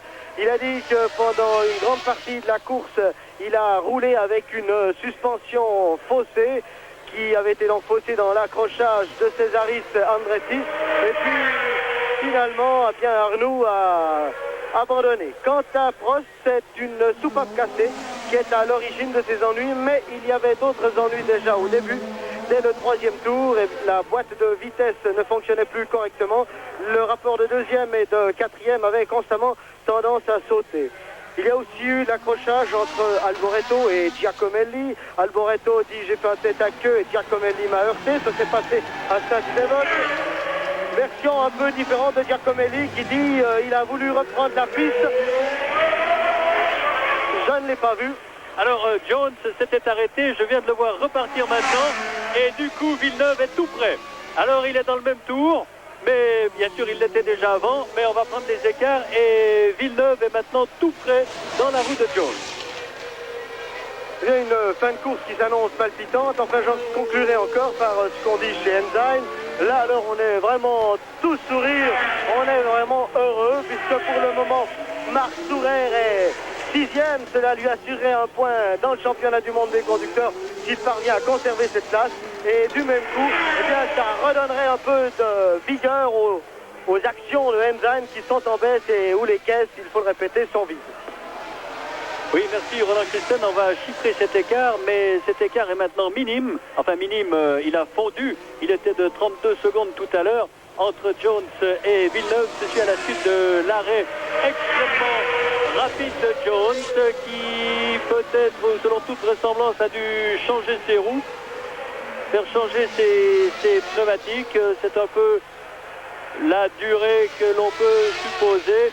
On entend le public qui manifeste sa joie en voyant Villeneuve revenir si près de Jones.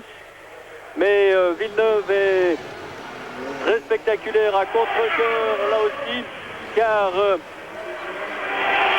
voilà Jones qui passe devant moi maintenant. L'écart est annoncé à 7 secondes et 6 millièmes. J'ai maintenant 6 secondes 41 à mon chronomètre. Et un autre écart nous intéresse, c'est celui qui sépare Cheever de Sourer.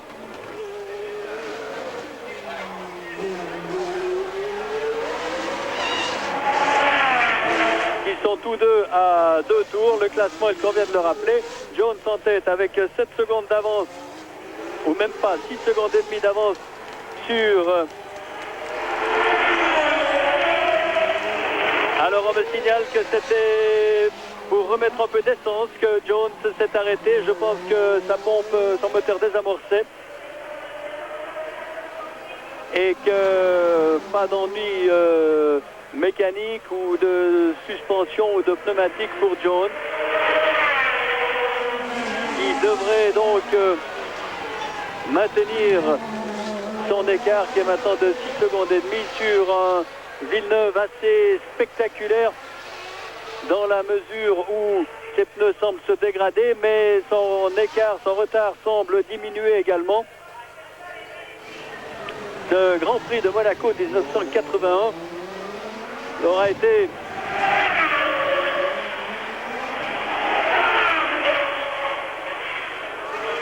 d'une excellente cuvée. 5 secondes et 11 centièmes à mon chrono, 5 secondes et 9 centièmes à celui de Roland Kristen. On n'est donc pas très loin. Et on constate surtout que Villeneuve a repris 1 seconde et demie à Jones en un tour, c'est-à-dire à 6 tours, 7 tours de l'arrivée maintenant. On nous signale même l'écart à 4 secondes 987. Villeneuve, ah oui, au tour précédent, Jones entrait dans le virage du portier quand Villeneuve sortait de celui de Mirabeau. Alors Villeneuve tente le forcing.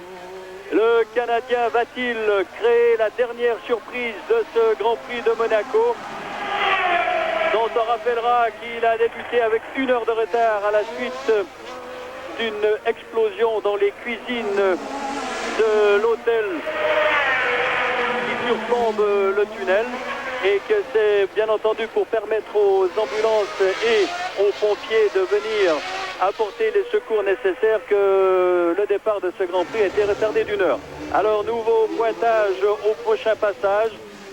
Jones est dans les roues de Cheever maintenant.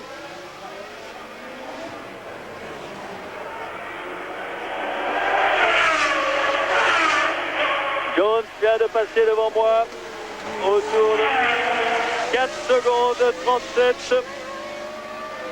4 secondes 37 entre les deux voitures, c'est dire que Villeneuve reprend près d'une seconde et demie au tour, et il reste 6 tours à couvrir, mais une fois qu'il sera dans les roues de Jones, il faudra encore le passer. Ainsi Cheever qui devrait lui laisser passer Jones. Et voilà qu'il le fait. Et oui, c'est clair, on voit très bien sur ce plan fixe que Jones a repris. Que Villeneuve a repris.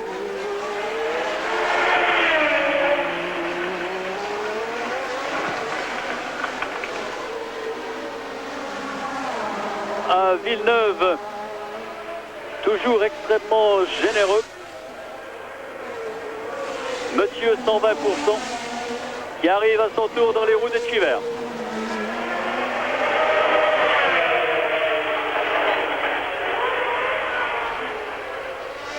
Alors Cheever va le laisser passer, je pense, au freinage de la Rascasse. Il devrait le faire en tout cas. Non, ce sera tout à l'heure là sur la ligne droite que cela va se passer. Voilà qui se fait. Jones devant moi.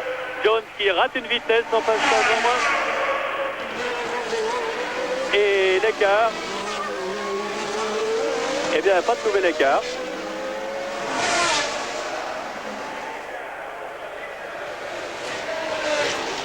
Mais Villeneuve, je crois qu'il n'est plus nécessaire de prendre des écarts. Il y a moins de 2 secondes maintenant. Et Villeneuve arrive dans les roues de Jones. Alors dans le camp Ferrari et dans le camp Williams, ce doit être vraiment, comme pour le public et pour les téléspectateurs,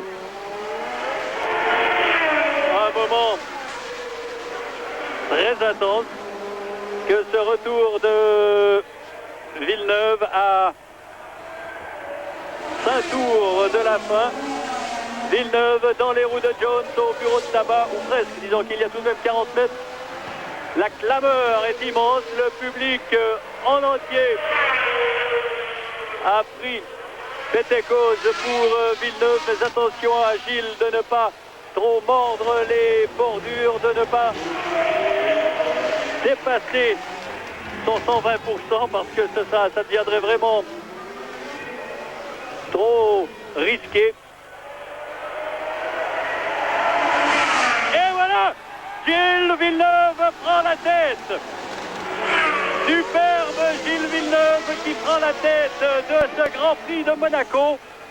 Ce Grand Prix absolument fabuleux. Alors la clameur va être immense ici. Et le nouveau leader est le Canadien Gilles Villeneuve. Et je crois que si un pilote mérite de gagner le Grand Prix de Monaco ce week-end, c'est Gilles Villeneuve. Depuis jeudi, il a à lui seul justifié le déplacement de tous ceux qui sont venus à Monaco.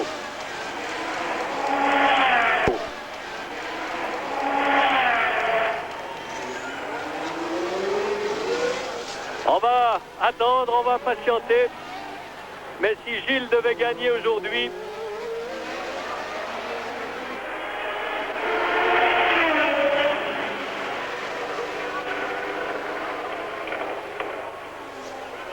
ce serait une récompense fantastique des efforts fournis par le Canadien.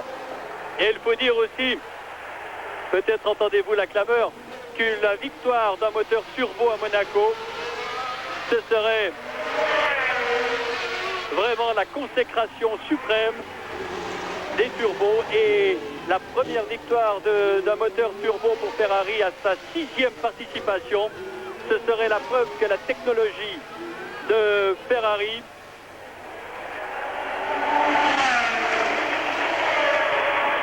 Jones lui passe non pas au ralenti, mais il a bien baissé sa cadence. Il reste 3 tours à couvrir maintenant. Le classement, on oublie un peu Sourère. Le classement Villeneuve devant Jones, 3e Lafitte, 4e Pironi. C'est le triomphe de Ferrari et de son moteur turbo. 5e Chiver, tandis qu'on le revoit au ralenti, Jones irrémédiablement passé à l'intérieur par Gilles Villeneuve. Et on peut dire que c'est vraiment la puissance qui a parlé, parce que là, il n'est pas question encore de freiner. Les deux voitures étaient en pleine accélération et c'est la puissance de la Ferrari qui s'est révélée supérieure, qui a permis à Villeneuve de prendre l'avantage. Alors que Jones semble avoir constamment perdu du terrain. Maintenant, on ne l'aperçoit même plus. Oui, je pense que de là à dire que Lafitte va revenir sur lui, il y a un pas qu'on va tout de même pas franchir. Pas encore, car il reste trop peu de temps dans ce Grand Prix. Lafitte passe maintenant devant moi. Et Villeneuve. Et Jones a des problèmes. Va-t-il s'arrêter? Non, pas cette fois. Il va quand même finir ou tenter de finir, tandis que Chiver, lui, a passé tomber une nouvelle fois. Et Jones alors passe vraiment au ralenti. Et il y a de fortes chances ou de forts risques, prenons-le. C'est selon pour que Jones se fasse souffler sa 2e place par Lafitte. Mais maintenant, Villeneuve est dans son avant-dernier tour.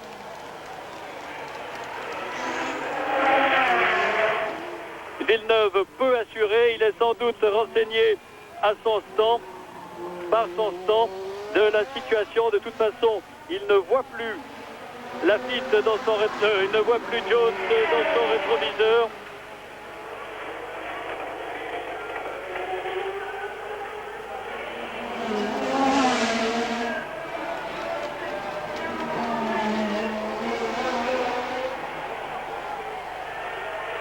Avant-dernier tour.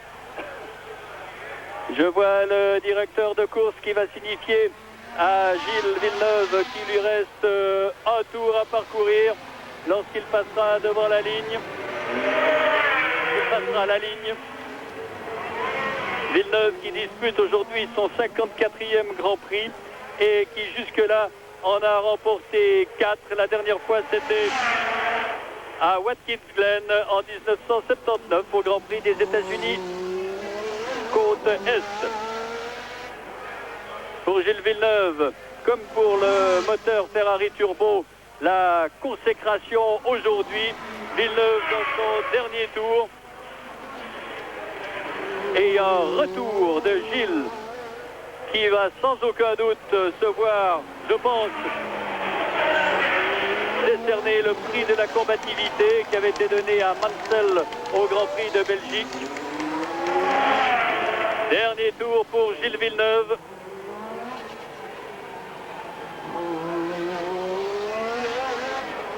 Le virtuose canadien du sport automobile de la Formule 1.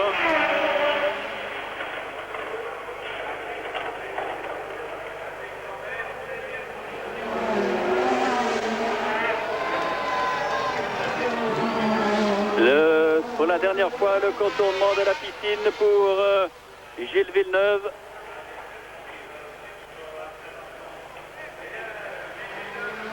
Qui cette saison avait terminé au 4e rang en Belgique il y a 15 jours. Et voilà l'arrivée triomphale de Gilles Villeneuve, vainqueur du Grand Prix de Monaco, vainqueur de ce fantastique Grand Prix de Monaco. Ainsi, 2 ans après Scheckter, à nouveau une Ferrari au premier rang de ce Grand Prix automobile de Monaco qui a débuté avec 1 heure de retard, mais cela valait la peine d'attendre. Nous avons assisté à une course absolument superbe. Voici Alan Jones avec une voiture bien malade qui va franchir la ligne d'arrivée en 2e position. Didier Pironi, et j'attends maintenant Marc Sourer.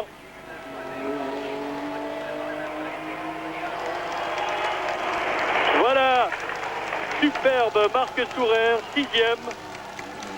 On va donc récapituler car je crois que tout le monde a franchi la ligne d'arrivée. Voici Gilles Villeneuve salué comme il se doit. C'est un peu le chouchou du public, Gilles Villeneuve. C'est vrai que c'est lui qui donne le plus de plaisir aux spectateurs, qui leur offre le plus grand spectacle de virtuosité.